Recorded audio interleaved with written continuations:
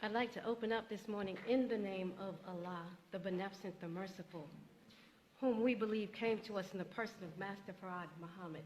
And as you hear from the Mid-South representative today, you'll further begin to bear witness, as we bear witness, that a man did indeed come to seek and to save that which was lost from their own.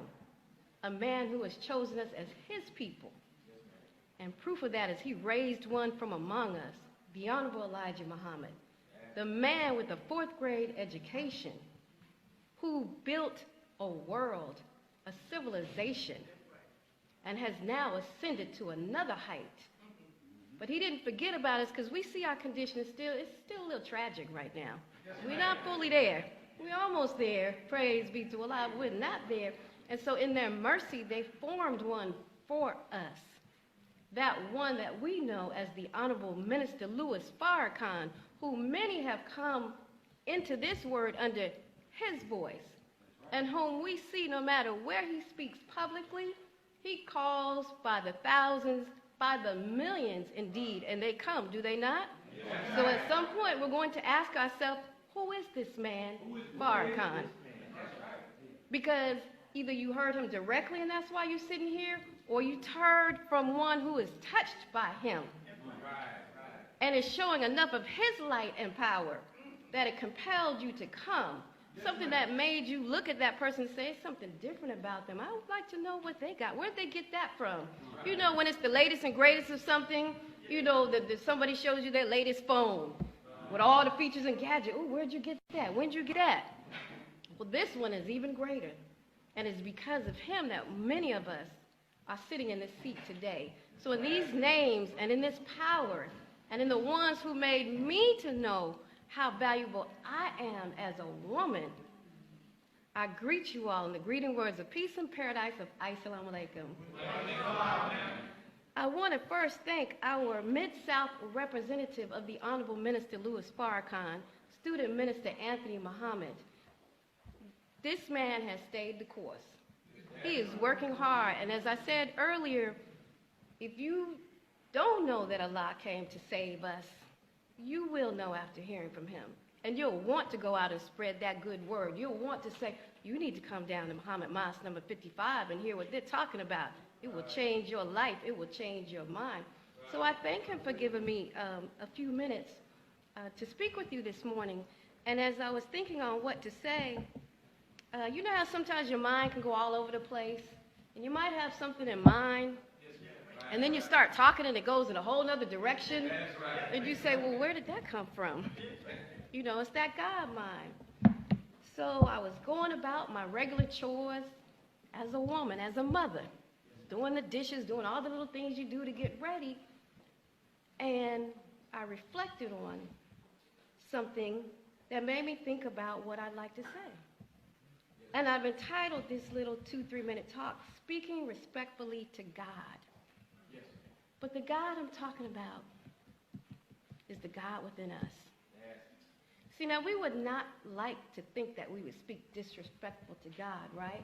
Yes. Most of us, in most cases, would not want to be found guilty of that, right? Right. I mean, I know we go through some difficult times sometimes and we think we want to curse, but in general. So I want to ask us, how do we speak to ourselves when no one can hear us? When no one is around, how do we speak to ourselves? Because the Honorable Elijah Muhammad taught us that when you're looking at a black man, you're looking at God. So when I'm looking in the mirror first, what are the words am I saying to myself? Am I speaking respectfully to God, this God? Because that's where it starts. Or am I speaking words that have been put on me? Am I looking at it and saying, I'm a no good this and that? Or I'm a that? Or I'm that B, don't mess with me. You know, because we think that's bad and bold. How do we speak to God like that? Because that in turn determines how we speak to one another, that God. And the scriptures bear witness who we are. I know we get those feelings of greatness. We get those glimpses of it. It's okay. Because God has deposited himself within us. And proof of that is in the scriptures, in both the Holy Quran and the Bible. In Psalms 82:6, it reads, I have said, ye are gods. All of you are the children of the Most High God. See, first it said, ye are gods. Then it tells us where we came from. How did we get to that point? Because we were children of this. So first of all, we're identified in who we are. So those glimpses of greatness that we have, those moments when we're feeling on top of the world, that's the right feeling.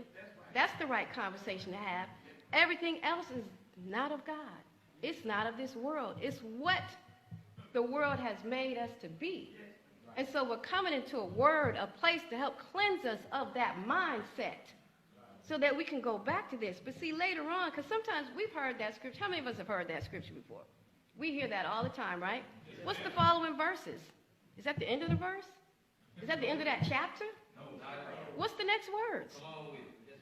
Because we stop there a lot, right? You know, and when we do that, it almost becomes like a bumper sticker slogan. You know, the stuff we put on the back of, you know, you all God's children of the Most High God. And we don't absorb it like we need to. But there's two more verses in that chapter. Verse 7 and 8. And really in Numbers, 8 represents infinity. And even 7, you know, a mother can give birth to a child at 7 months and that child can survive. Because in truth, everything is formed at 7 months. You may need a little help afterwards from that 8th to 9th month, but everything that you need to survive is already present in you. Just like God, in that first verse, he's already deposited in us. Ye are gods. So he has deposited that in us. So it goes on to say, but ye shall be like men and fall like one of the princes. Okay, so we kind of came down from being God for a minute, right? It wasn't our fault. It was the circumstances that we've been up under. So we failed because somebody had a vested interest in making you believe that you were not God, that you were not the children of God, that you're not the chosen people of God, that he didn't come to save you. So we fell down. We fell like one of the princes. But then the 8th verse says, arise, O God, judge the earth, for thou shalt inherit the nations. Oh, so we're going back up. And because that number 8 represents infinity, we're not coming back in this position again. Because Master Fard Muhammad said, I came to make you a nation of gods. He is not only returning to us our rightful place, but giving us even higher than what we were before, because what we were before still had in us something that allowed us to fall. So that has to be eliminated. That has to be eliminated hereforth. So as I get ready to close out, I just want to bring us in closing to this book, since we're talking about how do we speak to God? Do we speak to him respectfully? Because now how do I speak to the God in you? If the Honorable Elijah Muhammad said, when I'm looking at you, I'm looking at God, well, how do I refer to you? How do I speak to you? How do I handle you? The Honorable Minister Louis Farrakhan said, we engage in acts of kindness. That's right. We would like God to be kind to us, and in turn, should we not be kind to another God? Right. Should we not be kind? Yes. Or should we talk to each other any kind of way? We should not, right? So again, it starts with our conversations that we have with ourselves. When we leave here today and we've heard this word that is going to be deposited in us from the Mid-South representative, we should not go out with the same language. We should add a new paradigm to our vocabulary. One that says, yes, I am that. I'm not what anybody else says. I am that what he says about me. So I want to close with this. In 1986, the Honorable Minister Louis Farrakhan delivered a lecture series in Phoenix, Arizona. And this lecture series formed the basis of a study series called Self-Improvement, the basis for community development. Because see, we can call the police to police our community, we can call everybody. But until we improve self, it doesn't matter. That's the true basis for community development. What we do is self, because if I'm doing right and you're doing right, we don't have problems, right? Nobody has to come in and police us as long as we're doing right by each other. So it became this series, and there's actually 21 study guides in this series. And in the introductory letter to this series, he called them training units. He said these courses are called training units. What are we being trained into? Well, we just read it in Psalms 86. We're being trained back into that rightful position. Again, those moments of greatness you feel about yourself, it's meant to be. We're not talking about puffed up arrogance, but we're talking about that God force in which he has given us some of his powers and some of his attributes.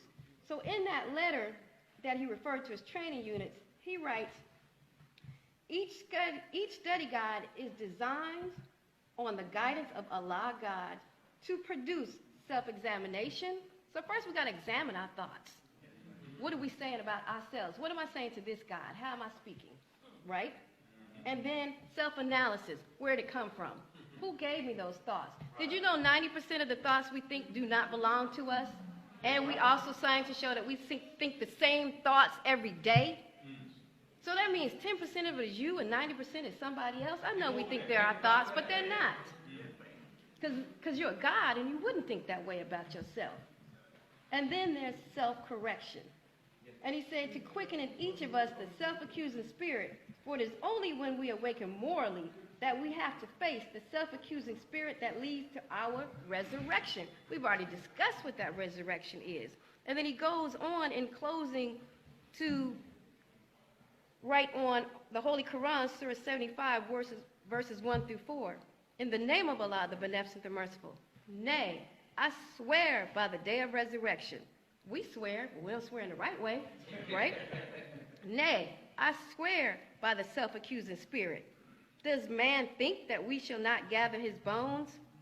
Yea, we are powerful in make complete. I'm sorry, I don't even have my glasses on. We are powerful to make complete his whole make. All of us, we can come back to that. So he says, note that verse 2 of the Surah 75, Al-Qiyamah, the resurrection, is explained in footnote 2606 as indicating a spiritual resurrection. The rising to life of the spiritually dead and the great resurrection are one and the same. And the first stage in our spiritual resurrection across the stimulation occurs through the re-stimulation of our self-accusing spirit. That is when the inner voice, what did we start out with? How we talk to God. When the inner voice speaks, guides, warns, reproves, exhorts, and accuses of going contrary to what is right. We all have that voice. We know it the minute we're about to do something. It's always present. That God force is like, don't do it. And that other force is like, just do it. Just do it. So if you will notice, this inner voice does the work of a messenger of Allah God. Would you knowingly kill one of Allah God's prophets or messengers? What would be the punishment if you did? Well, we're experiencing it right now. We're kind of walking through a living hell, right? But we're coming up out of it. So today, when we walk out of here, let us be mindful to speak respectfully to God. First, the God of self. When them crazy thoughts come up, kill it. And then that will allow me to look at you and see the God in you and speak respectfully to you. And women, it's especially important for us as I close, because out of this womb, everything comes forth. Yes, ma'am. Including every prophet of God, everybody. So we really have to work on speaking respectfully to that which is within.